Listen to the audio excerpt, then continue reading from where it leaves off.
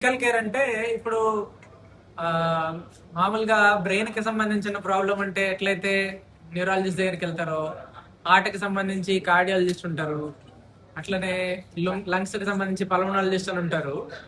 కానీ ఇట్లా మూడు నాలుగు అన్ని ఒకటేసారి కానీ ప్రాబ్లం వస్తే క్రిటికల్ కేర్ దగ్గరకు వస్తారు. అవే మేము చూస్తాము, ఐసీయూలో పెడతాము అప్పుడు పేషెంట్ ని. మామూలుగా మేము రెగ్యులర్ గా చేసేది ఏంటి అనేది మీకు డౌట్ రావచ్చు. దాంట్లో ఇప్పుడు ఈ క్రిటికల్ కేర్ అనేది మొన్న లాస్ట్ వీక్ ఒక పేషెంట్ గురించి చెప్తాను నేను. పేషెంట్ ఇంటి దగ్గర సడన్ గా ఏదో గజ్జల దగ్గర నొప్పి వచ్చిందని పడుకొని ఏదో మందు రాసుకోవడమో ఏదో వేసుకుంటూ ఉన్నప్పుడు సడన్ గా అన్కాన్షియస్ అయిపోయాడట. అన్కాన్షియస్ అయిపోతే ఇంక అక్కడ నుంచి మా హాస్పిటల్కి తీసుకొని వచ్చారు. వచ్చేసరికి ఆయనకి గుండె కొట్టుకోవడం కానీ ఏమీ లేదు. అయితే వెంటనే సిపిఆర్ అనేది మీకు తెలుసుంటది. సిపిఆర్ అనేది స్టార్ట్ చేసాము. ఈ సిపిఆర్ అంటే చెస్ట్ మీద పెట్టి కంప్రెస్ చేస్తారు కదా, అట్లా సిపిఆర్ స్టార్ట్ చేసాం. ఆ సిపిఆర్ స్టార్ట్ చేస్తూ ఉండగా ఒక 20 నిమిషాలు అయింది కానీ ఆయన గుండె కొట్టుకోవడం ఏమి స్టార్ట్ కాలేదు. అయితే మన దగ్గర ఈ ఎక్మో అనేది ఒకటి ఉంటుంది. ఆ ఎక్మో అనే దానికి ఏంటనేది చెప్తాను. బట్ ఆ పేషెంట్ కి మనం ఎక్మో వేసాము, సిపిఆర్ అవుతుండగానే వేసాము. ఎక్మో వేసేసరికి ఆయనకి గుండె కూడా కొట్టుకోవడం స్టార్ట్ అయింది.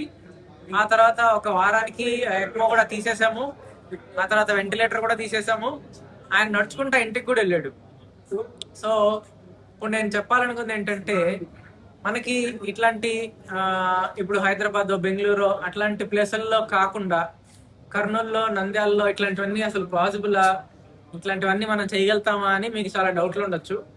ఇలాంటిదే ఒక ప్రెగ్నెంట్ పేషెంట్ ని మేమే మా హాస్పిటల్ నుంచే నేనే వచ్చి ఇక్కడ శాంతిరామ్ హాస్పిటల్లో ఎక్మోనే వేసి స్టార్ట్ చేసి మనము హాస్పిటల్కి తీసుకెళ్ళాము ఒకరోజు.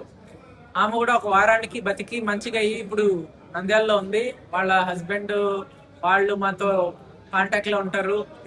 ఆమె ఆల్రెడీ ఆల్మోస్ట్ చనిపోయే పరిస్థితి నుంచి బతికింది కాబట్టి వాళ్ళు ఎప్పుడు కూడా మాకు థ్యాంక్స్ చెప్తూ ఉంటారు ఎప్పుడు. సో ఎక్కువ అనేది ఏంటంటే, ఇప్పుడు మనిషి చనిపోతున్నాడు అంటే ఆఖరికి ఊపిరి తీసుకోవడము, గుండె కొట్టుకోవడం అనేవి ఆగిపోతాయి. అయితే ఈ రెండింటిని కానీ మనం సపోర్ట్ చేయగలిగామంటే చనిపోయే పరిస్థితుల్లో ఉన్న మనిషిని కూడా మనం మంచిగా చేయొచ్చు. అట్లనే ఎక్కువ అనేది ఊపిరితిత్తుల్లోంచి ఆక్సిజన్ అనేది లోపలికి పోకపోయినా, లేకపోతే గుండె సరిగ్గా కొట్టుకోకపోయినా మనం ఎక్మో అనేది వేయొచ్చు. ఎక్మో అనేది ఏంటంటే, ఇప్పుడు కిడ్నీకి ఎట్లయితే డయాలసిస్ ఉందో, అంటే కిడ్నీ పనిచేయకపోతే డయాలసిస్ లో ఒక ఫిల్టర్ పెట్టి ఆ బ్లడ్ ని బయటికి తీసి ఆ ఫిల్టర్ లో ఈ బ్లడ్ అంతా ప్యూరిఫై చేసి మళ్ళీ మనం ఒంట్లోకి ఎక్కిస్తాం. ఇది డయాలసిస్. ఇట్లనే ఎక్మో కూడా ఏంటంటే, బ్లడ్ ని బయటకు తీసి దాంట్లో ఆక్సిజన్ ఎక్కించడము, కార్బన్ డైఆక్సైడ్ బయటకు తీసేయడము, అట్లనే బీపీ పెంచడానికి దానికి తగిన ఎక్మోలో సపోర్ట్లు పెట్టడము, దాన్ని మళ్ళీ అదే రక్తంని ఒంట్లోకి ఎక్కించడము. ఇది ఎక్మో అన్నమాట. దీంట్లో రకరకాల ఎక్మోలు ఉన్నాయి, దాంట్లో రకరకాల సపోర్ట్స్ ఉన్నాయి. ఓన్లీ ఊపిరితిత్తులకు సపోర్ట్ చేసే ఎక్మో ఒకటి ఉంటుంది. ఊపిరితిత్తులు అట్లనే గుండెకి సపోర్ట్ చేసే ఎక్మో కూడా ఇంకొకటి ఉంటుంది. పేషెంట్ కండిషన్ ని బట్టి మనము ఏ ఎక్మో వాళ్ళకి అవసరం అనేది మనము డిసైడ్ చేసి వేస్తాం. సో ఇప్పుడు ఎక్మో వేసిన వాళ్ళు వాళ్ళకున్న కెపాసిటీని బట్టి, వాళ్ళకున్న జబ్బుని బట్టి వాళ్ళు కొంతమంది 2-3 రోజులకే మంచిగా అవుతారు, కొంతమంది వారం 10 రోజులకి మంచిగా అవుతారు.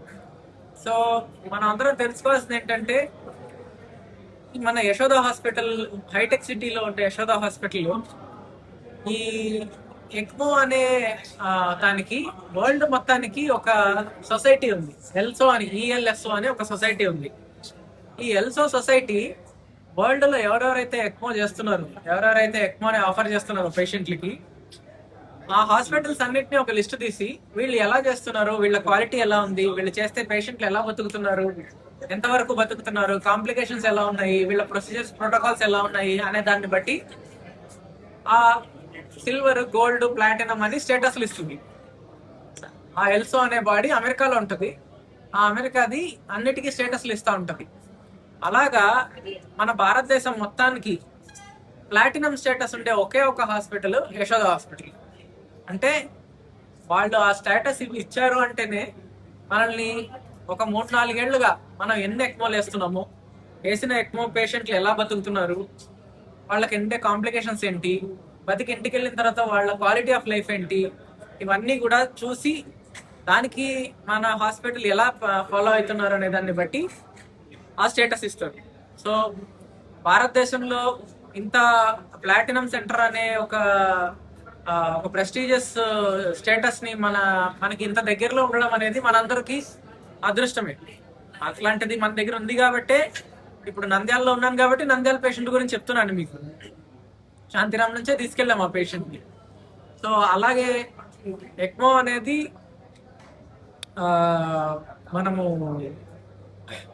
ట్రాన్స్ప్లాంట్ కోసం కూడా మనం వాడచ్చు. ట్రాన్స్ప్లాంట్ అంటే ఇప్పుడు కొంతమందికి ఇట్లా గుండె ప్రాబ్లం వచ్చిన వాళ్ళకి, లేకపోతే ఊపిరితిత్తుల ప్రాబ్లం వచ్చిన వాళ్ళకి కొన్నిసార్లు ఈ ఎక్మో అనేది ఒక మ్యాజిక్ మెషిన్ కాదు కదా.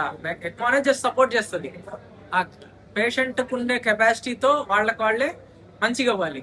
ఆ మంచిగా కావట్లేదు అనుకోండి, కొన్నిసార్లు ఊపిరితిత్తులు మార్పిడి చేయడం కానీ, లేకపోతే గుండె మార్పిడి చేయడం కానీ కూడా మనం చేసే ఈ టెక్నాలజీ కానీ ఆ ట్రీట్మెంట్ కానీ మనకి అవైలబుల్ ఉంది యశోదాలోనే. సో కొంతమంది ఎక్మో పెట్టిన వారం 10 రోజులకి మంచిగా అయిపోతారు, కొంతమంది మంచిగా కాలేరు. అలాంటి వాళ్ళకి ఇంకా ఊపిరితిత్తులు మంచిగా కావు అనుకున్న వాళ్ళకి మనము లంగ్ ట్రాన్స్ప్లాంట్ కూడా చేసిన వాళ్ళు ఉన్నాం. లంగ్ ట్రాన్స్ప్లాంట్ అంటే ఎట్లా చేస్తాము, ఇప్పుడు ఎట్లయితే మనము ఊపిరితిత్తుల్ని ఎట్లా పరిస్థితి ఉంది అనేది చూసిన తర్వాత వారం 10 రోజులకి మనం ఇచ్చిన ట్రీట్మెంట్ కి, మనం ఇచ్చిన ఎక్మోకి కూడా అది మంచిగా కావట్లేదు అంటే మనము సిటీ స్కాన్ లో, లేకపోతే గుండెకి స్కానింగ్ తీసే ఎకోలో, వీటిలో మనకి తెలిసిపోతుంది అవయవాలు ఎలా ఉన్నాయి, ఎలా ఇంప్రూవ్ అవుతాయి అని.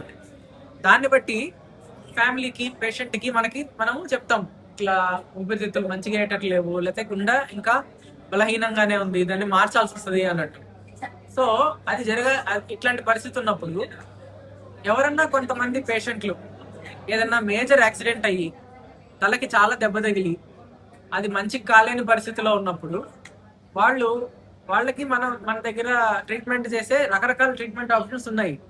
కానీ ట్రీట్మెంట్ చేయగానే ప్రతి ఒక్కళ్ళు మంచిగా అవ్వరు కాబట్టి చాలా సివియర్ గా డ్యామేజ్ ఉన్నప్పుడు వాళ్ళకి మంచిగా చేయలేకపోయే పరిస్థితుల్లో కొంతమంది పేషెంట్లు బ్రెయిన్ డెత్ అవుతారు. బ్రెయిన్ డెత్ అనేది మనం నార్మల్ డెత్ లాగానే, మనం వెంటిలేటర్ తీసేస్తే గుండె కొట్టుకోవచ్చు, గుండె కొట్టుకోదు అని అంటే ఇంకా కంప్లీట్ డెత్ అయినట్టే. సో ఇట్లాంటి వాళ్ళని బ్రెయిన్ డెత్ పేషెంట్స్ అంటాం. సో ఆ బ్రెయిన్ డెత్ అనేది మనం ప్రూవ్ చేయడానికి రకరకాల టెస్టులు ఉన్నాయి. దానికి రకరకాల స్పెషలిస్టులు వస్తారు, న్యూరాలజిస్ట్, న్యూరో సర్జన్, అట్లాగా రకరకాల స్పెషలిస్టులు వచ్చి ఆ పేషెంట్ బతుకున్నారా లేకపోతే బ్రెయిన్ డెడ్ అనేది మనకి నిర్ధారణ చేస్తారు.